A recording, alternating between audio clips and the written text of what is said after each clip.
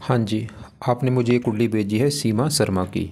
और इसक डिटेल के हिसाब से इसकी कुंडली बनी है, धनु लगन की कुंडली है, राशि इसकी है मिथुन। और ये कुंडली जो यहाँ पे देखो जी बनी है, ये आपकी ये कुंडली यहाँ पे मैंने बना रखी है। और आपने इस कुंडली के सवाल लिख के भेजे हैं कि इसकी शादी कब होगी और भारत में ही रहेगी या विदेश जाने का योग है। और ये डॉक्टर है, एमबीडी कर रही है, ऐसा आपका सवाल है। मतलब इसका आपका सवाल है मेन विवाह को लेके, विवाह कब होगा और विदेश जाने का योग है या नहीं। पूरा विस्तार में हम देखेंगे। सबसे पहले ये समझो कि जो कुंडली होती है इसमें होते हैं 12 घर। 12 घर मैं लिख देता हूँ, वो आप समझ लो। ये है इस कुंडली में पहला घर, ये है दूसरा घर, ये तीसरा घर, चौथा, पाँचवा, छठा, सातवां, आठवां, नौवां, 10वां, 11वां और ये 12वां घर। अब ये जो 12 घर मैंने लिखे हैं, इन घरों से इस लड़की के जीवन के बारे में कुछ ना कुछ पता किया जाएगा। जैसे कि इस पहले घर से हम पता करेंगे इस लड़की का शरीर कैसा होगा, हेल्थ कैसी होगी, स्वभाव, रंग रूप, पर्सनैलिटी पहले घर को देख के पता चलेगा। दूसरा घर है इसके धन जोड़ने का। तीसरा घर है छोटे भाई बहनों का। चौथा घर इस लड़की की माता, मकान, वाहन। पाँचवा इसके बच्चों का। छठा घर है रोग, शत्रु, कर्जा। सातवां इसके पति का घर है। आठवें घर से उम्र देखेंगे। नौवें घर से भाग्य है। 10वां घर काम काज। 11वां घर आमदनी, लाभ। और 12वें घर से इस लड़की के खर्चे देखे जाएंगे। आपने यहाँ पे देखो जी मेरी दो बातें नोट करनी है। पहली बात, ये जो मैंने 12 घर लिखे हैं इनको याद कर लो। और दूसरी बात, इन 12 घरों से जो कुछ देखा जाएगा वो याद कर लो। अब ये देखो, आपने इस लड़की की कुंडली में देखना क्या है, वो घर देखो। मान लो अपनी इस लड़की के बच्चों के बारे में जानना है, तो बच्चों का घर है 5वां घर। 5वें घर से इसके बच्चे देखे जाएंगे। और 5वें घर में क्या लिखा है, 1 नंबर। एक है मेष राशि, मालक बना ये मंगल, तो इसके बच्चों के लिए हमें मंगल को देखना पड़ेगा। ऐसे ही मान लो इस लड़की के हमने इसकी माता के बारे में जानना है। चौथा घर है माता का, चौथे घर में लिखा है 12। 12 मीन राशि, मालक बना गुरु, तो इसकी माता के लिए गुरु को देखना पड़ेगा। तो आपको मेरी बात समझ आ रही होगी कि कुंडली जो होती है इसमें जो कुछ देखना है वो घर देखना होता है, और घर का जो बना मालक है उसको देखा जाता है। अब देखो जी सवाल की इस लड़की की कुंडली है कैसी। इसकी कुंडली में ग्रह अच्छे भी हैं, ग्रह खराब भी हैं। अच्छे ग्रह कौन से हैं, शनि अच्छा है अपने घर में बैठा है, शुक्र अच्छा है अपने घर में बैठा है, मंगल अच्छा है अपने घर में बैठा है, गुरु अच्छा है, सूर्य अच्छा है। अब इसके ग्रह खराब कौन से हैं, पूरी कुंडली में सबसे ज़्यादा ग्रह खराब है राहु, क्योंकि ये नीच का बैठा है। दूसरा ग्रह खराब है केतु, ये नीच का बैठा है। बाकी बुध और चंद्रमा ये रला मिला फल देंगे। तो हमने क्या देखा, ग्रह अच्छे भी हैं, 2 ग्रह तो ज़्यादा खराब है, राहु केतु, और बुध चंद्रमा रला मिला फल देंगे। अब देखो जी होगा क्या, इन ग्रहों का असर इस लड़की के ऊपर हमेशा रहेगा, लेकिन ये अपना असर ज़्यादा अपनी दशा में देंगे। बाकी आपके जो सवाल है उनको मैं ज़्यादा कवर करूँगा, जैसे आपने बोला था विवाह के बारे में और विदेश जाने के बारे में। वैसे इसके विदेश जाने के काफ़ी योग हैं कुंडली में। अब पहले इसके विवाह को मैं ज़्यादा कवर करूँगा। तो 12 घरों में जो 7वां घर है, ये 7वां घर है इस लड़की के पति का घर, कि पति कैसा होगा, पति का सुख है या नहीं, पति से बनेगी या नहीं, तो 7वां घर देखना पड़ेगा। और आपको अभी क्या बोला था, घर का मालक देखना होता है। 7वें घर में लिखा है 3 नंबर। 3 है मिथुन राशि, मालक बना ये बुध, तो इसके पति के लिए 7वें घर के मालक इस बुध ग्रह को देखना पड़ेगा कि बुध अच्छा है या बुरा है। और बुध के अलावा और भी ग्रह देखने पड़ेंगे, ध्यान से समझो। बुध के अलावा मैंने क्या बोला, और भी ग्रह देखने पड़ेंगे, क्योंकि 7वां घर जो पति का घर है वहाँ पे देखो कौन आके बैठा है, चंद्रमा बैठा है और केतु बैठा है। इन दोनों को भी देखना पड़ेगा इसके पति के लिए। और इसके अलावा इस 7वें घर के ऊपर जिन ग्रहों की दृष्टि है, दृष्टि भी देखी जाती है कि 7वें घर के ऊपर किस ग्रह की दृष्टि है। अब 7वें घर के ऊपर दृष्टि पड़ रही है राहु की दृष्टि और सूर्य की दृष्टि और मंगल की 8वीं दृष्टि। तो कितने ग्रह हुए, 1 2 3 4 5 6। हमें देखो जी 6 ग्रह देखने पड़ेंगे इसके पति के लिए। वैसे शुक्र गुरु को भी देखा जाता है, गुरु होता है पति का कारक, शुक्र होता है विवाह का घर। 7-8 ग्रह ही रख लो, इसके विवाह के लिए देखने पड़ेंगे। मैं पूरा सभी ग्रहों को देखेंगे बारी बारी से। सबसे पहले हम 7वें घर में जो 3 लिखा है, क्योंकि मेन होता है घर का जो मालक है वो कौन है, कहाँ बैठा है। तो 7वां घर जो पति का घर है, 7वें घर में जो 3 लिखा है मालक बुध। तो पहले मैं अगर बुध की बात करूँ कि भाई इसका बुध अच्छा है या बुरा है, तो इसका बुध देखो जी मुझे अच्छा नहीं लगा। थोड़े बहुत अच्छे फल देगा लेकिन ज़्यादा खराब फल, क्योंकि बुध जहाँ बैठा है ये है 12वां घर खराब घर, ये घर ही अच्छा नहीं, जहाँ ये बैठा है 12वां घर। 12वां घर है खर्च का घर, हानि, दान, दंड, हॉस्पिटल, पागल खाना। और यहाँ पे ये बैठा है मंगल घर में, मंगल को अपना दुश्मन मानता है। और ये बुध 7वें घर से छठे घर में बैठा, 7वें घर को पहला घर माने, 1 2 3 4 5 6, मतलब बुध इसका खराब होने के हैं 2-3 कारण। सबसे बड़ा वैसे कारण खराब होने का, ये 12वें घर में बैठा है खराब घर में। 12वां घर है खर्चे का घर, हानि का घर, और वहाँ पे दुश्मन का घर है, और अपने घर से छठे घर में। तो बुध क्या बुरे फल देगा, क्योंकि बुध है 7वें घर का मालिक, विवाह के घर का मालिक। तो यहाँ पे बना है विवाह भंग योग। विवाह भंग योग की वजह से क्या होगा, इस लड़की को विवाह संबंधी दिक्कतें आएंगी। एक तो इसके विवाह में देरी होगी, और अगर विवाह हो भी जाता है पति से बनेगी नहीं, लड़ाई झगड़े पति से होते रहेंगे। बुध ही दिखा रहा है इसका। और बुध इस 10वें घर का भी मालिक है, क्योंकि 10वें घर में जो 6 लिखा है मालिक बुध। और 10वां घर इसी लड़की के कामकाज का घर है, पिता का घर है, सरकार का घर है, मान प्रतिष्ठा। तो 10वें घर का मालिक बुध 12वें घर में चला गया, तो बुध इस लड़की को काम काज में भी दिक्कतें देगा। 10वां घर पिता संबंधी दिक्कतें, सरकारी कामों में दिक्कतें। अब इसके बारे में आपको थोड़ा सा मैं दिखा भी देता हूँ, शास्त्रों में इसके बारे में क्या लिखा रखा है वो हम देख लेते हैं। तो इसका देखो जी, लगन देखो, धनु लगन है। ये देखो 9 लिखे, ये धनु लगन है, और बुध बैठा है 12वें घर में वृश्चिक राशि में। तो यहाँ पे देखो पढ़ो, धनु लगन में बुध की स्थिति 12वें स्थान में। ये देखो, ये पढ़ो लिख रखा है इसके बारे में। बुध की स्थिति से विवाह भंग योग और राजभंग योग बनता है। ऐसे जातक का विवाह विलंब से होता है, अथवा पत्नी से वैचारिक मतभेद रहेंगे। यहाँ पे देखो ये लड़की, तो यहाँ पे पति आ जाएगा, पति से वैचारिक मतभेद रहेंगे। जातक को रोजी रोजगार, नौकरी, व्यापार हेतु काफ़ी परेशानी उठानी पड़ेगी, और पति के कारण जातक को परेशानी है गृहस्थ जीवन में। तो यहाँ पे देखो लिख भी रखा है। अभी देखो मैंने आपको क्या बोला था, इसके पति के लिए हमें कम से कम 6 7 8 ग्रह देखने पड़ेंगे। अभी तो हमने बुध को देखा है, और बुध ही दिखा रहा है कि इसको विवाह में दिक्कतें आएंगी। अब यहाँ पे मेन सवाल है कि भाई ऐसा क्या किया जाए कि बुध इसको, कि उपाय भी करने पड़ेंगे। अगर ये लड़की चाहती है कि भाई बुध इसका सही हो जाए, क्योंकि जो भी ग्रह इसको दिक्कतें देंगे उसके उपाय, चलो ऐसे करता हूँ, उपाय मैं आपको बाद में बताता हूँ क्या उपाय हैं। पहले हम सभी ग्रहों को एक बार कवर कर लेते हैं। तो अभी हमने बुध देखा, अब देखो 7वां घर जो पति का घर है, वहाँ पे केतु और चंद्रमा के बैठे हैं। अब सवाल की केतु की पहले बात करता हूँ। तो केतु 7वें घर में, पति घर में जो बैठा है, यहाँ पे जो 3 लिखा है, ये है मिथुन राशि, जो कि केतु की है नीच राशि। और ये भी देखो नेगेटिव बात है, केतु पति घर में बैठा है नीच का, तो केतु भी 7वें घर को खराब कर देगा, 7वें घर की हानि कर देगा। केतु भी दिखा रहा है कि इस लड़की को विवाह संबंधी दिक्कतें आएंगी, पति संबंधी दिक्कतें आएंगी। वो दिक्कतें क्या हैं, एक तो इसके विवाह में देरी होगी, और विवाह अगर हो भी गया पति से बनेगी नहीं, या पति बीमार होगा, या पति से प्रेम नहीं मिलेगा। तो कुछ ना कुछ पति संबंधी केतु भी यहाँ पे दिक्कतें पैदा करेगा, क्योंकि नीच का बैठा है। देखो वैसे भी ये दानव ग्रह है, मैंने ऐसी हजारों कुंडलियाँ देखी, जब भी केतु 7वें घर में बैठता है विवाह में दिक्कतें पैदा करता है, और इसका तो बैठा भी नीच का है। अब इसी घर में चंद्रमा बैठा है, और चंद्रमा से पहले ये जो 8वां घर है, ये समझो किसका है। 8वां घर देखो जी, 8वां घर भी अच्छा घर नहीं होता। इसका 8वें घर में देखो एक नंबर लिखा है 4। 4 क्या है, कर्क राशि, माल किसका बनता है, चंद्रमा।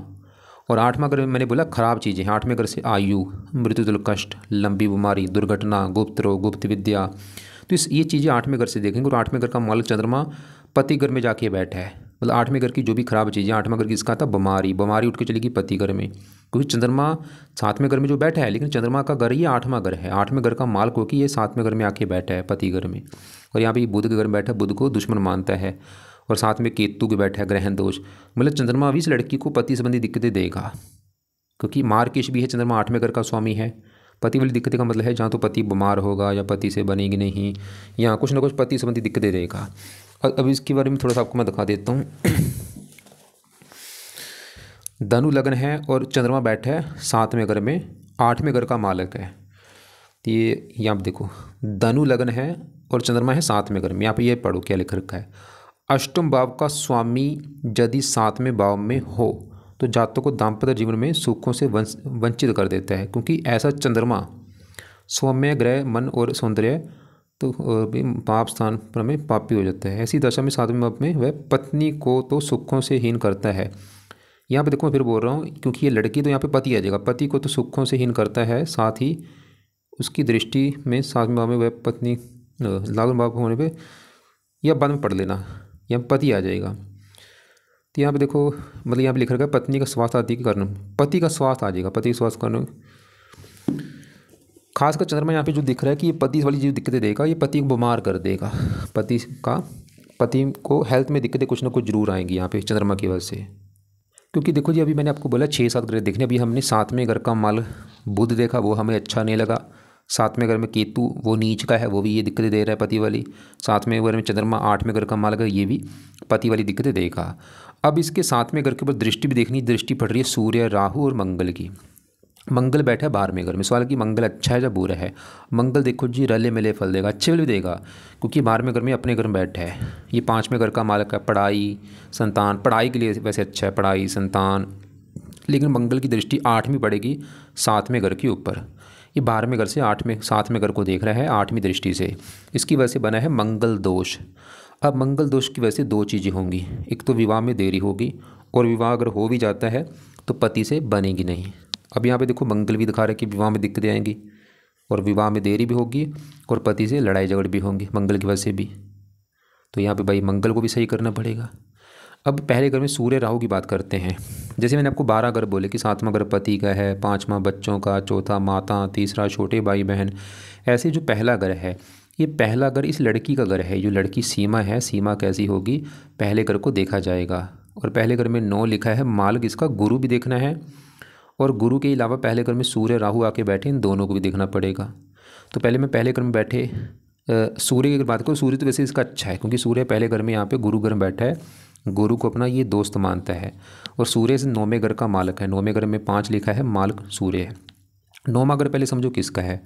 9वां घर है इस लड़की का भाग्य घर है। भाग्य कैसा होगा, 9वां घर। 9वें घर में लिखा है 5 सिंह राशि, मालक सूर्य है। तो 9वें घर का मालक सूर्य बैठा है पहले घर में गुरु की राशि। सूर्य का अच्छा क्या, अच्छे फल देगा, भाग्यश है। सूर्य इसको फिर भी चलो भाग्यशाली बनाता रहेगा, भाग्य साथ देता रहेगा। सूर्य की वैसी लड़की साहसी होगी, पराक्रमी होगी, गुणी होगी, समझदार होगी, बुद्धिमान होगी, मेहनती होगी। अब सूर्य तो यहाँ पे चलो अच्छा है, लेकिन ये जो राहु है ये अच्छा नहीं है, क्योंकि राहु पहले घर में यहाँ पे जो 9 लिखा है धनु राशि में नीच का बैठा है। नीच का ग्रह सबसे ज़्यादा खराब होता है। ये ग्रह जो हैं अगर अपने घर में बैठे हैं अच्छे फल देते हैं, उच्च के बैठे हैं अच्छे फल देते हैं, दोस्त के घर में बैठे हैं अच्छे फल देते हैं, लेकिन अगर बैठे हैं नीच के, अच्छे फल नहीं देते। इसका शनि अपने घर में बैठा है, शुक्र अपने घर में बैठा है, मंगल अपने घर में बैठा है, सूर्य दोस्त के घर में बैठा है, गुरु दोस्त के घर में बैठा है, लेकिन राहु नीच का, केतु नीच का। अब राहु खराब होने का कारण आपको समझ आ चुकी है, ये नीच का है, और राहु अपना बुरा फल खासकर अपनी दशा में देगा। राहु का बुरा फल क्या मिलेगा, पहले घर में बैठा शरीर के ऊपर आके, तो राहु की दशा में राहु इस लड़की को हेल्थ में दिक्कतें पैदा कर देगा। इसको क्रोधी बनाएगा, जिद्दी बनाएगा, लड़ाकू बनाएगा, इसको स्ट्रगल देगा, सर में दर्द होना, मस्तक में दर्द होना, मानसिक चिंता होना। राहु की दृष्टियाँ भी हैं 5वें घर के ऊपर, पढ़ाई में दिक्कतें, बुद्धि भ्रमित, पति घर को देखेगा, पति वाली दिक्कतें, भाग्य की हानि। तो राहु की दशा में दिक्कतें बढ़ेंगी इसकी, और राहु पति घर को देख रहा है, पति वाली भी दिक्कतें राहु देगा। अब यहाँ पे देखो जी राहु की दशा आपको मैं दिखा देता हूँ कब है। राहु की दशा वैसे बड़ी इसकी निकल चुकी, 91 में चली थी, 98 में ख़त्म हुई है, लेकिन अभी छोटी दशा ये राहु की एक आएगी इसकी 27 से लेके 30 तक। इस समय इसको दिक्कतें बढ़ेंगी 27 से लेके 30 तक। अब देखो जी इसके हमने तकरीबन सभी ग्रह देख लिए हैं। गुरु वैसे पति का कारक अच्छा है, भाग्य घर में बैठा है। शुक्र विवाह का कारक वो भी अच्छा है। तो इसकी देखो जी कुंडली में नेगेटिव पॉइंट क्या है कि इसको विवाह में दिक्कतें जरूर आएंगी। उसके कई कारण यहाँ पे बने हैं। पहला कारण है विवाह में दिक्कतें आने का कि पति का जो घर 7वां घर है उस घर में 3 लिखा है, मालक बुध। तो पहला कारण विवाह में दिक्कतें आने का बुध कारण। दूसरा कारण पति घर में केतु नीच का बैठा है, दूसरा ये केतु कारण है। तीसरा चंद्रमा कारण है पति वाली दिक्कतें आने का। चौथा कारण ये मंगल दोष बना है, और 5वां कारण राहु भी पति घर को देख रहा है। तो कितने कारण हुए, देखो 5 कारण बने हैं इसको, लड़की को विवाह में दिक्कतें आएंगी। अब दिक्कतें का मतलब क्या है, एक तो इसके देखो जी विवाह में देरी होगी। अगर मान लो इसका विवाह हो भी जाता है, मुझे तो लग रहा है कि इसकी होता है इसका डिवोर्स हो सकता है लड़की का। चलो मान लो डिवोर्स होने के वैसे काफ़ी चांस है, चलो ना भी हुआ, चलो मान लो डिवोर्स नहीं भी होता, फिर भी इसकी पति से बनेगी तो नहीं। लड़ाई झगड़े तो पति से रोजाना रहेंगे, बार बार लड़के मायके आना, या पति का बीमार होना, या पति से प्रेम ना मिलना, मतलब इसका जो विवाहिक जीवन होगा वो बुरी तरह से ख़राब होगा। तो विवाह से पहले भी दिक्कत है, बाद में भी दिक्कत है। लेकिन अगर ये लड़की चाहती कि भाई ऐसा क्या करे ताकि ये जो दिक्कतें हैं वो दूर हों, तो जो भी इसको ग्रह विवाह में दिक्कतें दे रहे हैं उनके इस लड़की को उपाय करने पड़ेंगे। अब कौन कौन सी दिक्कतें ग्रह दे रहे हैं, एक तो 7वें घर का जो मार्ग बुध है पति घर का। अब पहला बुध की बात करते हैं कि बुध के लिए लड़की क्या करे। तो बुध का देखो जी इस लड़की ने करना है मंत्र जाप, चाहे 1 माला कर ले 2 कर ले। कब करना है? सुबह का टाइम। समझ लो कब शुरू करना है, ये बुधवार को शुरू करना है संकल्प लेके बुध का मंत्र। अभी जो बुधवार रहेगा, बुधवार सुबह के टाइम इस लड़की ने संकल्प ये लेना है कि हे बुध देवता जी, मेरा नाम सीमा है, मेरी जात ये है, गोत ये है। बुध देवता जी आप मेरी कुंडली में है 7वें घर के मालक, जो कि है पति का घर। मेरा अभी तक एक तो विवाह नहीं हो रहा और मैं चाहती हूँ मेरा विवाह हो जाए और मुझे पति अच्छा मिले, इसलिए आपका मैं आज से रोजाना मंत्र जाप किया करूँगी। तो इस प्रकार इसने संकल्प लेके बुधवार को ये रोजाना मंत्र शुरू करना है। कब तक करना है? जब तक इसका विवाह नहीं हो जाता। और मंत्र है ओम बुम बुद्धाय नमः, ओम बुम बुद्धाय नमः। ये होगी बुध की बात। अब देखो पति घर में केतु चंद्रमा बैठे हैं और चंद्रमा में मैंने आपको दिखाया भी है कि चंद्रमा भी इसको विवाह में दिक्कतें देगा, पति वाली दिक्कतें। अब चंद्रमा के लिए इसको लड़की को उपाय करने पड़ेंगे। तो चंद्रमा किसने पहला उपाय है, इसने करना है चंद कवच का पाठ। 2 मिनट का पाठ है, इसको पढ़ना है या सुनना है। दूसरा है चंद स्रोत्र का पाठ। अब ये 2 पाठ इसने पढ़ने हैं सुबह के टाइम, मतलब बुध का मंत्र पहले सुबह के टाइम करना है। उसके ना जैसे बुध का इसने मंत्र कर लिया, उसके कुछ समय के बाद, आधे घंटे के बाद ये चंद्रमा के दोनों पाठ पढ़ने हैं सुबह के टाइम, या इनको सुनना है। अब क्योंकि 7वें घर के ऊपर है मंगल की दृष्टि, मंगल दोष बना है। अब सवाल कि मंगल दोष कैसे ख़त्म करना है? तो मंगल दोष के लिए इस लड़की ने करना है हनुमान जी की पूजा उपासना, क्योंकि मंगल जो है ये देवता है, इसका भी आगे जो देवता है वो है हनुमान जी। अगर ये लड़की हनुमान जी के पाठ करती है मंगल दोष खत्म हो जाएगा। तो हनुमान जी के लिए क्या करना है, तो हो सके हनुमान जी के मंदिर जाना शुरू कर दे और हनुमान जी के जो पाठ हैं, कई पाठ हैं, जैसे कभी हनुमान चालीसा पढ़ लिया, कभी संकट मोचन पढ़ लिया, कभी बजरंग बन पढ़ लिया, ऐसे पाठ रोजाना पढ़ने हैं। अब 7वें घर के ऊपर है राहु की दृष्टि और 7वें घर में जो केतु बैठा, सवाल कि केतु के लिए क्या करना है? और केतु देखो बड़ा कारण है विवाह में दिक्कतें आने का। अब केतु के लिए इस लड़की ने करना है, केतु का पहला उपाय है केतु कवच का पाठ इसने पढ़ना है या सुनना है। और दूसरा है केतु का दान करना है। दान इसकी जो 16 पावर है इसको 0 कर देगा। तो केतु के 2 उपाय है, केतु कवच का पाठ पढ़ना है रोजाना, कब? शाम के समय या रात के समय, चाहे पढ़ना है चाहे सुनना है। और केतु का दान, दान की वीडियो भाई मैं आपको भेजूंगा, उसमें देख लेना क्या है दान। कई प्रकार के दान है, जो दान सही लगे कर दिया करे, लेकिन एक मेन दान है कुत्तों को रोटी डाला करे। अब राहु कब नीच का बैठा है, राहु के भी 2 इसको उपाय करने पड़ेंगे। एक तो है राहु कवच का पाठ पढ़ना है या सुनना है, और एक है राहु का दान इसने करना है।